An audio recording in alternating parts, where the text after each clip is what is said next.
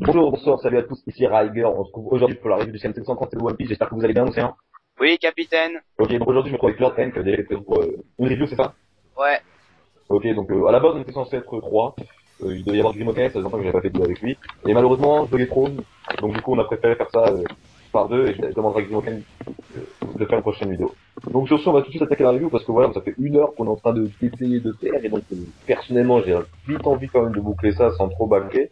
Et donc c'est parti. Alors déjà, quelles ont été tes premières impressions, Laurent? Bah écoute, moi pour l'instant pour le scan, c'est juste le début que j'ai un peu aimé. Et le reste, bon, je dis que c'était bof bof, voilà. Ouais, bah je rejoins ton idée. Juste entre parenthèses, je vais demander d'éviter de t'éloigner de ton micro comme la dernière fois, histoire que Ah, je t'entende bien tout le temps. désolé. Ça va, t'inquiète, ça va. Et donc du coup, c'est exactement la même chose. Moi, franchement, j'ai moyennement aimé le scan, simplement parce que j'ai bien aimé la première partie, jusqu'à la en fait de la finale. Et dès que ça arrive sur Trébol, les jouets et tout le reste, franchement, j'ai beaucoup moins aimé. Et donc voilà. Donc du coup, on va commencer par analyser la première chose. Eh bien, Oda, pour une fois, il nous a pas fait patienter 3, 4, 5, 6 scans pour nous donner le nom d'un fruit. Là, il nous l'a envoyé cache dans la gueule. On a eu une hypothèse la semaine dernière, on a eu la réponse aujourd'hui. Et donc c'était sur le fruit de Pika. Donc pour ceux qui s'en souviennent, bah, j'avais fait mon hypothèse comme quoi c'était le fruit de l'armure. Donc une hypothèse que j'ai adorée. Et donc je vais pas vous mentir, quand j'ai vu le nom du fruit, bon, c'est-à-dire le fruit de la pierre en gros, Ouais.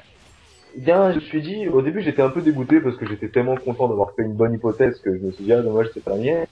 Mais, quand j'ai vu le résultat, j'ai fait, ah ouais, quand même. Ah ouais, là, faut pas sous-estimer. Je sais pas ce que toi t'en as pensé. Bah, moi quand je l'avais vu faire ça, j'avais deux hypothèses. Il y avait l'hypothèse de le fruit de la roche, classique. Sinon, j'avais l'idée de le fruit qui justement je crois que c'est ça, de fusionner avec la pierre. C'est en gros la même chose. Ouais, en gros, ouais. Donc du coup, la simplicité. Oda nous a fait simple aujourd'hui. Il nous a pas fait un pouvoir complexe, non. Il nous a dit, ah, le mec est dans la pierre, donc son pouvoir c'est la pierre. Donc voilà, c'est un peu Voilà. ça. Et moi, franchement, j'ai vraiment été surpris parce que du coup, moi au début, je pensais qu'il pouvait, comment dire, je pensais pas qu'il pouvait en gros fusionner avec la pierre vraiment elle-même. Moi, je pensais plutôt qu'il manipulait entre guillemets. Mais quand Viola nous a dit, ou Violette ou Violetta ou comme tu veux, tu l'appelles là. Ouais. Non, non, Le- je l'appelle Violette, comme ça. Ouais, voilà. Donc, quand il nous a dit ouais, elle peut fusionner avec tout le château, j'ai regardé un peu, j'ai pris du recul et je me suis dit attends, le pas Dressrosa est fait entièrement de pierre. Les maisons de Dressrosa sont faites entièrement de pierre. Ça veut dire que le mec, il pourrait théoriquement fusionner avec l'île entière. Et là, j'ai commencé à m'imaginer juste un combat de fou furieux, de taré. Et je me suis dit putain, le mec, il a un pouvoir infini quoi. Ouais. Ou sinon, c'est un peu, moi j'ai pensé aussi au pouvoir des murs.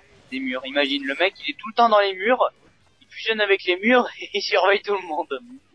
Ouais, là c'est ça, après ça peut offrir plein de possibilités là, de rien. C'est ce petit truc en plus, ça peut offrir plein de possibilités.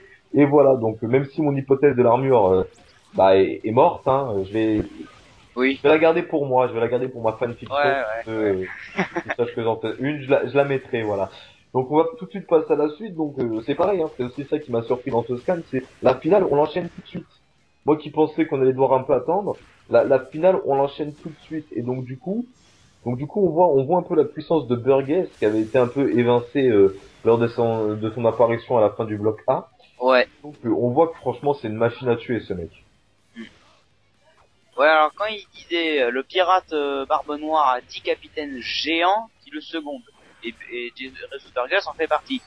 Euh, ben, ce que David avait écrit là, il a dit que des géants, mais des vrais géants. Moi, je pense pas, on dit géants, mais c'est peut-être juste quoique, ouais, Non, non, non, non. Moi je pense, bah Burgess, on voit bien que c'est pas un géant et après on voit que non, c'est pas des géants. Quand il dit les 10 capitaines, c'est les 10 gars qu'il a engagés là. Je sais pas si vous vous souvenez, ceux qu'il a recrutés à oui, Impel Down. oui, Alors à Impel Down, oui, oui, sans doute. je sais pas si c'est une grosse contrefaçon de l'équipage de Barbe Blanche. que les 10 capitaines géants, c'est les contrefaçons des commandants de flotte. Ouais, c'est ça. Donc d'ailleurs, toi tu m'as parlé, c'est vrai que Grimoken nous a laissé un peu son héritage, hein, il s'est sacrifié pour nous permettre de faire la vidéo. Mais Ouais, voilà, bah, il nous a laissé, il nous a laissé avec quand même ces petites hypothèses. Donc j'ai jeté vite fait un petit coup d'œil. Donc faut pas que je me perde. Moi, ensuite pour la suite, voilà, pour pas pendant que je cherche faire du blanc, moi c'est Rebecca. Franchement, elle m'a fait rire Rebecca. Et c'est exactement ça à quoi je m'attendais. La meuf, elle est de trop dans le combat. Elle est de trop. ouais. Et même si j'aime bien Bartholomew, j'ai même l'impression que Bartholomew, lui aussi, il est un peu de trop.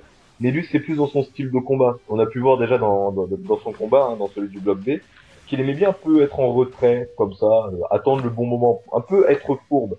Ça fait partie du personnage, mais moi, ça m'a fait rire la petite scène où Rebecca s'est réfugie derrière lui. Et donc voilà. Mhm. Ouais. Non mais ouais, je trouve que je crois que les seuls qui combattent, je crois que c'est Sabo, Burgess et Diamante. Je crois que c'est les seuls qui combattent. Ouais, pour le moment, c'est les seuls qui sont c'est un peu les nerveux, quoi. Un peu Tu vois, comme j'avais fait ma description de Doflamingo, j'avais expliqué que on était habitué aux personnages nerveux dans One Piece et que quand on voyait un personnage calme, on le considérait comme étant faible. Franchement, je vois bien une victoire de Bartholomew pour ce petit combat. Une victoire, hein, entre guillemets, hein, parce que beaucoup font une hypothèse comme quoi le combat n'aura jamais, la finale ne se terminera jamais, dans le sens où elle sera interrompue. Euh, il y a plein de petites hypothèses sur cette finale, mais moi je vois bien qu'elle se termine entre guillemets, voilà, qu'on a un vainqueur et qu'avant qu'il récupère le fruit, c'est là où il y a le truc qui part en couille. Et moi je vois bien ouais, Bartholoméo gagner en fait, de faire un peu sa petite technique comme il avait fait, ouais, c'est-à-dire rester un peu en recul et vraiment au bon moment, vraiment au dernier moment, utiliser un peu le même style de technique, c'est-à-dire la grosse attaque qui arrive et lui qui en fait se protège là, et vous savez pas, mais je suis en train de me croiser les doigts comme il est en train de faire tellement je kiffe son pouvoir. Je te jure. Je te jure, je sais même pas comment ça se fait, ça c'est à cause de la fatigue ça. Et donc je le vois bien, voilà, je le vois bien terminer comme ça sur un petit combat en mode haha, vous m'avez sous-estimé encore une fois et c'est encore moi qui gagne. Et voilà. vraiment voilà pour la première partie de cet arc, qu'on ait un Bartholoméo qui gagne en étant un peu fourbe. Hmm. Non mais moi je pense que la finale, je crois que ça va être une grosse merde. Merde, je me suis éloigné de mon micro, désolé.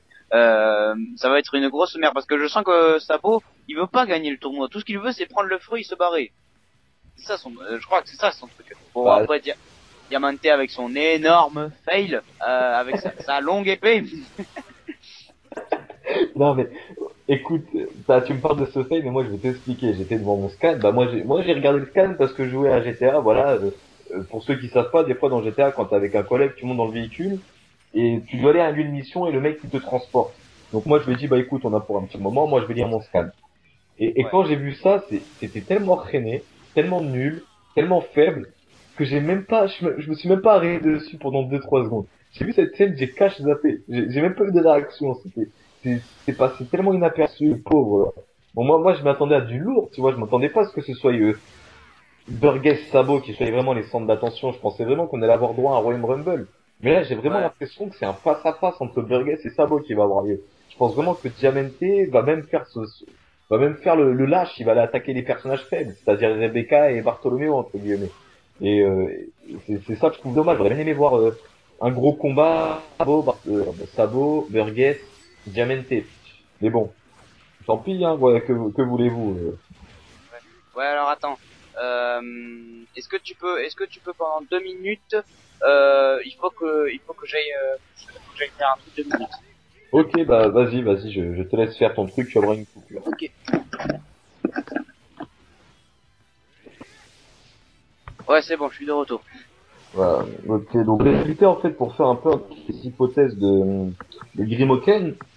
Et donc du coup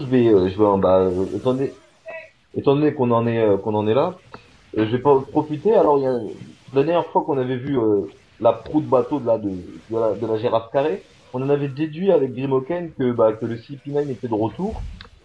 Et donc lui, il vient de balancer une hypothèse comme quoi le CP9 pourrait être infiltré. Enfin plutôt Lucci et Kaku seraient de la partie en mode scred. Alors moi je peux pas en penser grand chose. Personnellement, j'aimerais bien. Franchement, j'aimerais bien. Parce que c'est vrai que voilà, c'est un peu l'arc des retours. On a Bellamy qui est de retour, on a Sabo qui est de retour. Ce serait sympa d'avoir d'autres personnages qui seraient de retour de façon un peu un peu, comment dire, putain, j'adore ce mot subtil, voilà, de façon un peu subtile. Non, je te jure, je kiffe ce mot, mais c'est comme ça, quand je cherche un mot, je galère. C'est ça, quand je veux un mot précis, mais bon, bref. Et donc voilà. Donc c'est vraiment une petite hypothèse tranquille comme ça qui passe. Ensuite, on va passer à la suite. Alors, la deuxième partie du skate. Ah, attendez, stop. Ouh là, excusez-moi. Je voulais parler plus précisément de Sabo. Oui. Sabo, on voit que Sabo, voilà, utilise un peu bah, son bâton hein, à l'ancienne. Hein. Le mec, s'il te plaît, là, il avait 8 ans, il utilisait un bout de ferraille et il l'utilise encore. Il utilise encore à 22 ans. Ok, bon, hein, c'est comme on dit, hein. On va pas t'en empêcher. Et Non mais vas-y, imagine qu'avec son tuyau de fer là, il met du haki dedans. Là ok, vas-y. ça passe. Non, il fait pas ça, c'est avec sa main qu'il attaque. Là. Je pense. Parce que quand tu vois, c'est avec ça là qui casse, qui casse Oui. l'épée de Diamante. Alors si Diamante est pas capable de casser un bout de ferraille, là franchement, il a cependant. Hein. Emmanuel, c'est un énorme fail que tu viens de me faire. Après, quand on s'est dit que peut-être dans la vidéo qu'on avait fait, mais qui s'était fait passer, on avait dit que il y aurait un petit combat Barto Sabot, parce que Barto il aime pas trop Sabot. Ouais, je me rappelle, ouais, je me rappelle. Mais en fait, je trouve que Sabot il admire Barto, je crois qu'il admire Sabot, Ah parce que tu ouais, vois, il a commencé à l'admirer. Ouais, j'ai vu la petite scène. Oh, tu gères, senpai. J'ai vu. Et bon, moi, je pense surtout que c'est parce qu'il a dû l'expliquer pas rien avec Luffy, tu vois. ouais. Je pense au bout d'un moment, il a dû lui dire, bon, écoute, comme toi, je suis le frère de Luffy, alors tu fermes ta gueule. Tu vois. Je pense qu'il a dû lui dire. De façon un peu plus gentille, mais il a dû lui dire, quoi. Donc ouais, donc j'aurais bien aimé voir un peu vraiment un vrai Royal Rumble parce que là il y a trop d'alliances entre guillemets, il y a trop de. Ouais. D'ailleurs il y en a qui pensaient que Diamante allait s'allier avec Burgess, mais pas du tout. On voit clairement que Burgess il a envie de péter la gueule à tout le monde quoi. Et ça j'apprécie ça. Franchement Ça, Burgess ouais. c'est pas un personnage, voilà c'est un personnage qui était passé inaperçu hein, bien évidemment. Et donc là de le voir comme ça, voir son comportement, moi franchement je l'aime bien Burgess. C'est vraiment le personnage nerveux que j'apprécie. Hmm. Oui, allez, on peut dire ça, allez, on peut dire ça. Bon, après la finale, à l'usine. Mhm. Vas-y, je te Voilà. laisse faire. T'as envie de faire la review? Vas-y, lance-toi. Ah, d'accord, allez. Non, pour moi, le moment de l'usine, déjà, on a eu beaucoup d'explications. On n'a pas vu un aperçu sur les bateaux en tête les têtes d'animaux. Ouais, alors quand tu disais qu'il y aurait le CP9 qui serait revenu, je trouve que ça va être super dangereux. Parce que imagine, Kaku, tu sais, il y a eu les mini-aventures du CP9 Oui. dans le line. Ouais. Enfin, toi, ouais. Ouais, Lucci, il s'est remis de ses attaques de Luffy parce que Luffy lui a envoyé plein la gueule, on peut l'avouer. Euh, Et imagine si Luffy va devoir se faire chier pour combattre Dofla, déjà, et il va devoir combattre Lucci. Bah moi personnellement j'aimerais pas qu'il y ait un nouveau combat de Gucci, personnellement. C'est quelque chose qu'on a Déjà. déjà vu. C'est- moi j'aime pas trop les revanches entre guillemets enfin à part quand c'est dans le même arc, c'est-à-dire t'es de retour, enfin t'es je te tu me- oh là là putain je m'embrouille dans mon cerveau. Non, Quand c'est dans le même arc, voilà que Luffy arrive à affronter les crocodiles, il perd une fois puis il revient pour prendre sa vengeance, ça va. C'est dans le même arc, en fait c'est le même combat qui continue. Et quand c'est vraiment le mec qui revient 2 ans plus tard en mode ah tu m'avais battu, je suis de retour pour me venger, moi non, franchement j'apprécie pas trop. Peut-être s'il est de retour, c'est sûr qu'il va pas devenir sympa, il va pas devenir le collègue à Luffy comme on a pu voir dans l'arc Marineford. ouais, Crocodile qui devient pote avec Luffy parce qu'ils avaient le même but, se casser de la maison. Là c'est sûr que si Lucci croise Luffy, entre guillemets, ils seront opposés, mais je vois mal Luffy se battre de nouveau contre lui. Je penserais plus pour un autre personnage, peut-être, pour qu'on puisse voir un peu l'amélioration d'un autre personnage. Pour qu'on dise, ouais, à l'époque, voilà, Lucy était le niveau de Luffy 2 ans plus tôt. Et bah donc maintenant, ce personnage-là a atteint son niveau. Et moi, j'aimerais ouais. bien, parce que c'est sûr que si le CP9 est de retour et qu'ils doivent à nouveau taper le CP9, franchement, non, c'est bon, je me remate l'arc CP9, ça me va, quoi.